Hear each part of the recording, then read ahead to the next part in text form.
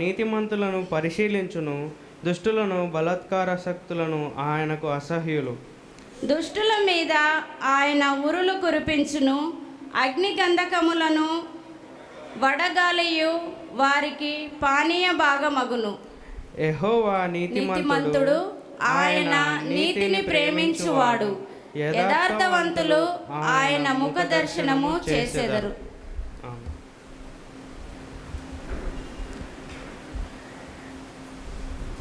చిన్నగా ప్రార్థన చేసుకొని స్టార్ట్ చేసుకుందాం. మహాగణుడ, గొప్ప దేవ, పరిశుద్ధమైన తండ్రి, మీకు వందనాలు చెల్లించుకుంటున్నాము తండ్రి.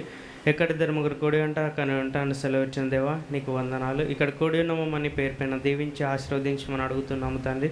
ఈ రోజున మీరు మా మధ్యలో ఉండి మమ్మల్ని నడిపిస్తారని మేము నమ్ముచున్నాం ప్రభా. అవునేసయ్య, రెండవ ఆరాధన అంతట్లో మీరు మాకు తోడుగా నీడగా ఉంటారని నమ్ముచు మరి వాక్యం ద్వారా మేము ప్రారంభించుకుంటున్నాం ప్రభా. మీ కృప మా ఎల్లడ ఎప్పుడు ఉంచుతారని నమ్మచ్చు. ఈ కొద్ది ప్రార్థన అడిగి వేడుకుంటున్నాము తండ్రి, ఆమేన్. ఇక్కడ మనం 11వ కీర్తనని చూసుకున్నట్లయితే దావీదు మహారాజ్ గారికి ఏదో శ్రమ వచ్చినప్పుడు రాసిన కీర్తనలాగా ఉంది.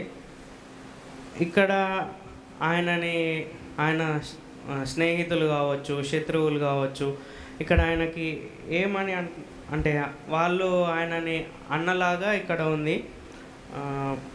పక్షి వలె నీ కొండకు పారిపోము అని మీరు నాతో చెప్పుటేలా అని ఆయన అక్కడ అడుగుతున్నాడు అని అంటే దాని అర్థం ఆయనకి ఏదైనా సమస్య వచ్చినప్పుడు ఆయన స్నేహితులు అయి ఉండొచ్చు, ఎవరైనా అయి ఉండొచ్చు, ఆయనని ఏమంటున్నారంటే ఇంకెంతసేపు దేవుడు అని అంటావు, నీ కొండకి నువ్వు పారిపోవచ్చు కదా, ఈ శ్రమలన్నీ నువ్వు ఎలా తట్టుకుంటావు, నువ్వు వెళ్ళిపోవచ్చు కదా అని చెప్పేసి ఆయనని అన్నప్పుడు ఆయన అన్న మాట ఏంటి అని అంటే, యెహోవా శరణు జొచ్చి ఉన్నాను, మీరు నన్ను అలా ఎలా అనగలుగుతున్నారు అంటే నా పక్షాన దేవుడున్నాడు, నేను దేవుణ్ణి ఆశ్రయించాను కదా, మీరు నన్ను అలా ఎలా అనగలుగుతున్నారు అని వాళ్ళకి సమాధానం చెప్పేలాగా ఇక్కడ ఉంది. అలాగే దుష్టులు విల్లెక్కి పెట్టి ఉన్నారు, చీకటిలో యథార్థ హృదయుల మీద వేయుటకై తమ బాణములు నారియందు సంధించి ఉన్నారు. అంటే దుష్టులందరూ కూడా ఎదురు చూస్తూ ఉంటారు అన్నమాట. నీతిమంతుల పైన ఎప్పుడు అంటే నిందలు వేద్దాం, లేదంటే వాళ్ళని ఎప్పుడు దూషిద్దాం, వాళ్ళని ఎప్పుడు ఎక్కడైనా ఇరికిద్దాం అని ఇట్లా మన విషయంలో కావచ్చు, నీతిమంతుల విషయంలో కావచ్చు, చాలామంది ఎదురు చూస్తూ ఉంటారు అన్నమాట. ఇప్పుడు ప్రతి దగ్గర మనం ఏ పని చేసినా కూడా మనకి వ్యతిరేకించి మనల్ని ఏదో ఒక దగ్గర తప్పు చేసి చూపెట్టాలని చెప్పేసి చాలామంది చూస్తూ ఉంటారు. అలాగే ఇక్కడ దావీదు మహారాజు కూడా చెప్తూ ఉన్నారు, దుష్టులందరూ నిన్ను నాశనం చేయడానికి చూస్తున్నారు, మరి నీతిమంతులందరికీ వాళ్ళు బాణములను పట్టుకొని సిద్ధంగా ఉన్నారన్నలాగా చెప్తా ఉన్నారు. అప్పుడు దావీదుకి అంటున్నారు, పునాదులు పాడైపోగా నీతిమంతులు ఏమి చేయగలరు. సో దావీదుకి అంటే నువ్వు పారిపో అన్నలాగా అక్కడ సీన్ అనేది ఉందన్నమాట.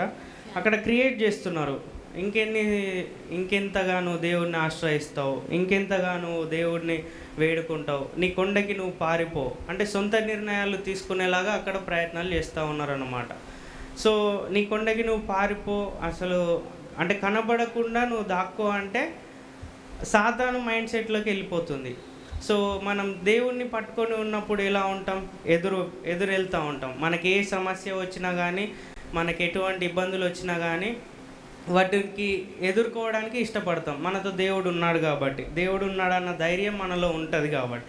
కానీ ఇక్కడ చూస్తే నీ కొండకి పారిపో, ఒకవేళ దావీదు మహారాజు గారు వాళ్ళ మాటలు విని ఉంటే మళ్ళీ వెనక్కి వెళ్ళిపోయేవాడు, అంటే దావుకోవాల్సిన పరిస్థితి వచ్చేది. కానీ ఇక్కడ ఆయన ఏం చెప్తున్నాడు అంటే, యెహోవా తన పరిశుద్ధ ఆలయంలో ఉన్నాడు, యెహోవా సింహాసనము ఆకాశం నందున్నది.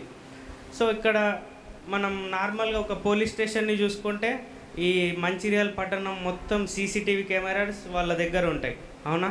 వాళ్ళు ఒకే దగ్గర కూర్చొని ఆ సీసీ కెమెరాలలో ఎక్కడ ఏం జరుగుతుంది, ఈ మంచిర్యాల డిస్ట్రిక్ట్లో అసలు ఏదైనా ప్రాబ్లం జరుగుతుందా, ఇక్కడ ఏదైనా గొడవ జరుగుతుందా, లేదంటే అసలు ఏం జరుగుతుందని వాళ్ళు ఒకే దగ్గర కూర్చొని వీక్షిస్తారు. అంటే ప్రతిదీ వాళ్ళ రూమ్లో కనిపిస్తుంది. అలాంటిది మరి మన యెహోవా సింహాసనం ఎక్కడుంది, ఆకాశమునందు ఉంది.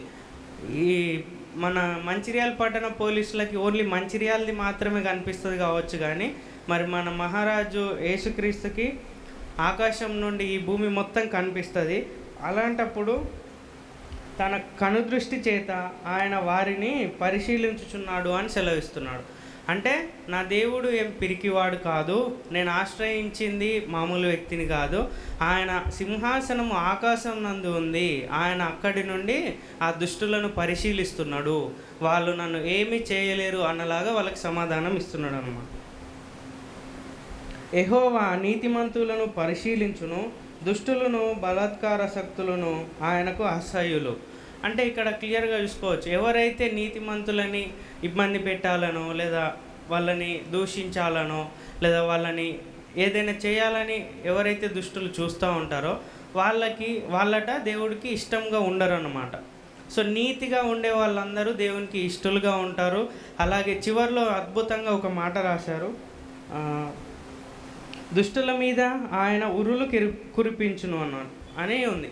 అంటే దుష్టులు నీతిమంతులకి బాణంని వారి నారియందు పట్టుకొని ఉన్నారని ఇంతకుముందు మనం చదువుకున్నాం కదా.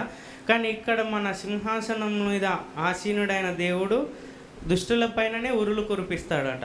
సో మనం భయపడాల్సిన అవసరం అనేది ఉండదు. ఎటువంటి సిచ్యువేషన్లో ఉన్నా మనం ఆయనని ఆశ్రయించాలి. ఎట్లాంటి ఇబ్బందులు ఉన్నా మనం మనుషుల కంటే ముందుగా ఆయనని ఆశ్రయిస్తే ఎలాంటి సమస్య అయినా మనకి పోవడానికి అవకాశం ఉంది. అలాగే అగ్నిగంధకములను వడగాలియు వారికి పానీయ భాగమగును. అంటే ఇక్కడ మనం వారిని ఎదిరించాల్సిన అవసరం లేదు. మనము వారు ఇలా చేస్తున్నారు అలా చేస్తున్నారు అని వాళ్ళ గురించి ఆలోచించాల్సిన అవసరం కూడా లేదు. ఎందుకు? మనం ఎవరి దగ్గరికి వెళ్ళాం అంటే ఎవరిని ఆశ్రయిస్తున్నాం? మనుషులనా? కాదు. రాజులనా? కాదు. అధికారులనా? కాదు. మన భూమిని పాలించేటువంటి రాజుని, ఆయన యేసుక్రీస్తుని మనం ఆశ్రయిస్తున్నాం కాబట్టి దుష్టుల సంగతి ఆయననే చూసుకుంటాడు. మనకు అడుగడుగున ఉంటారు. మనం చేసే పనుల్లో కావచ్చు, మనం చేస్తున్న ఉద్యోగాల్లో కావచ్చు, ఎక్కడ చూసుకున్నా మనం మంచి చేస్తున్నాము అని అంటే మనల్ని కించపరిచే వాళ్ళు కావచ్చు, లైక్ ఎక్కడైనా ప్రతి దగ్గర ఉంటారు. కాబట్టి వాళ్ళ గురించి మనం ఆలోచించాల్సిన అవసరం లేదు. ముఖ్యంగా ఉద్యోగస్తుల దగ్గర ఇట్లా రకరకాలుగా చూస్తుంటాం. వీళ్ళు ఎదుగుతున్నారు అని అంటే వాళ్ళు ఏదో ఒకటి చేసి ఆఫీసర్ల దగ్గర ఇంకా తగ్గించాలని చూస్తూ ఉంటారు కదా, వాళ్ళు ఎదగాలని చూస్తూ ఉంటారు. అలాంటి వారి పట్ల మనం చేయాల్సింది ప్రార్థన ఒక్కటే, మన దేవుణ్ణి ఆశ్రయించాలి అంతే. మనం ఇంకొకటి ట్రై చేస్తే వాళ్ళ స్థానానికి దిగజారిపోతాం కదా. సో మనం దేవుణ్ణి ఆశ్రయించాలి. మనం ఆయన శరణు జొచ్చి ఉన్నాం కాబట్టి ఎలాంటి దిగులు చెందాల్సిన అవసరం లేదు.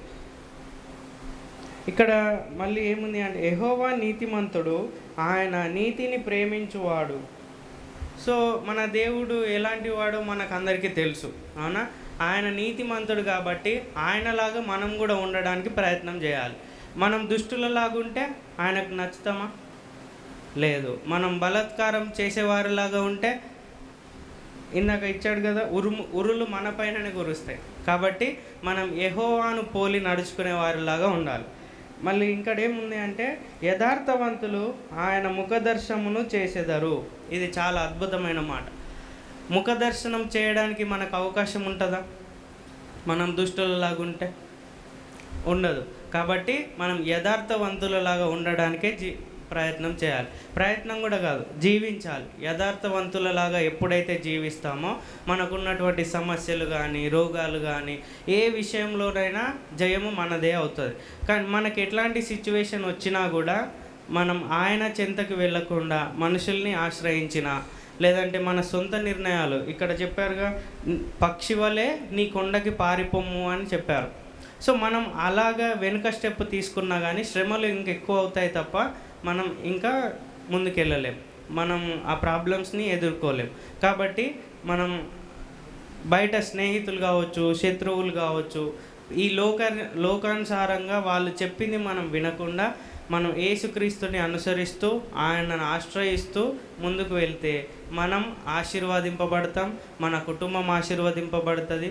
అండ్ ముఖ్యంగా ఇక్కడ ఇంకొకటి ఏంటి అని అంటే యెహోవా సింహాసనము ఆకాశం అందున్నది, ఆయన నరులను కన్నులార చూచుచున్నాడు అని చాలా జాగ్రత్తగా చెప్పారు. అంటే ఇప్పుడు ఈ ఈ క్షణం మనం ఏం చేస్తున్నామో కూడా ఆయన చూస్తున్నాడు. కాబట్టి మనం ఇంటి దగ్గర ఎలా ఉంటున్నాం, ప్రార్థనలో ఎలా ఉంటున్నాం. లైక్ గూగుల్ మీట్ అటెండ్ అవుతాం, ఒక్కోసారి నేనే గూగుల్ మీట్ అటెండ్ అవుతాను, అది పక్కన పెట్టి ఏదైనా పని ఉంటే అది కూడా చేసుకుంటాను. సో దేవుని పట్ల భయభక్తులు కలిగి ఉంటున్నామా లేదా, ఇవన్నీ ఈ రోజున ఎవరు చూడకపోవచ్చు. అంకుల్ చూస్తలేడు కదా, గూగుల్ మీట్లో వీడియో ఆన్ లేదు కదా అని నేను భయం లేకుండా ఏదైనా పని చేసుకున్నా కూడా పైనుండి దేవుడు చూస్తున్నాడు అన్న విషయం మర్చిపోతున్నా. సో ఇలాగా మనం దేవుడిని సన్నిధికి వచ్చేటప్పుడు కావచ్చు, లేకపోతే ఎదుటి వాళ్ళతో మాట్లాడేటప్పుడు కావచ్చు, పిల్లలతో మాట్లాడేటప్పుడు కావచ్చు, తల్లిదండ్రులతో మాట్లాడేటప్పుడు కావచ్చు, ఎలాంటి చేస్తూ ఉన్నాం, ఎలా ప్రవర్తిస్తూ ఉన్నాం అనేది కూడా మనం జాగ్రత్తగా చూసుకోవాలి. ఎదుటి వాళ్ళతో ఎలా ప్రవర్తిస్తున్నాం. ఈరోజు మొదటి ఆరాధనలో తెలుసుకున్నాం, నిన్ను వలె నీ పొరుగు వారిని ప్రేమించుము అని కూడా చెప్తున్నాడు దేవుడు. అలా చేయకపోతే మనం దేవునికి ఇష్టలుగా ఉండమంట. సో నిన్ను వల్లే నీ పొరుగు వారిని ప్రేమిస్తున్నామా లేదా, అది కూడా దేవుడు చూస్తున్నాడుగా, మనకు బైబిల్లోనే ఉంది. కాబట్టి మనం చాలా జాగ్రత్తగా నడుచుకోవాలి. ఈ లోకానుసారంగా జీవిస్తున్న ప్రజలకి ఎటువంటి భయం ఉండదు. దేవుడు మనందరి కోసం భూమిపైకి వచ్చి రక్తాన్ని కార్చి మనందరినీ కొన్నాడు. కానీ మనం ఆయనని తెలుసుకున్నాం కాబట్టి మనం చాలా జాగ్రత్తగా ఉండాలి. ఇప్పుడు మొదటి ఆరాధనలో 4 విషయాలు చెప్పాడు అంకుల్. నిన్ను వల్లే నీ పొరుగు వారిని ప్రేమించాలి, నీతిగా జీవించాలి. లైక్ ఇట్లా ఈ 4 విషయాలు కాకుండా ఏది మనం తప్పినా మనం దుష్టులలాగా మారిపోతాం కదా. నీతిమంతుల లిస్టులో నుండి మనం తీసివేయబడతాం. అప్పుడు మనం దేవునికి ఇష్టలుగా ఉండకపోవచ్చు, మనం ఆయన ముఖ దర్శనము చేయకపోవచ్చు. యథార్థవంతులుగా జీవించడం మనం నేర్చుకోవాలి. ప్రతిదినము మనం వాక్యం వింటున్నాం కాబట్టి అందులో మనం కొత్తగా ఏం నేర్చుకుంటున్నామో చూసుకోవాలి. ఆ విషయాలను నిన్నటికి ఈ రోజుకి నాలో ఏం మార్పు వచ్చింది, నేనైనా సరే ఇలా చూసుకోకపోతే ఆయన ముఖ దర్శనము చేసేటువంటి అదృష్టం ఉండకపోవచ్చు. ఈ కొద్ది వాక్యం దేవుడు దీవించుగాక. నాకు ఇట్టి అవకాశం ఇచ్చినందుకు సంఘం అందరికీ వందనాలు చెల్లించుకుంటున్నాను.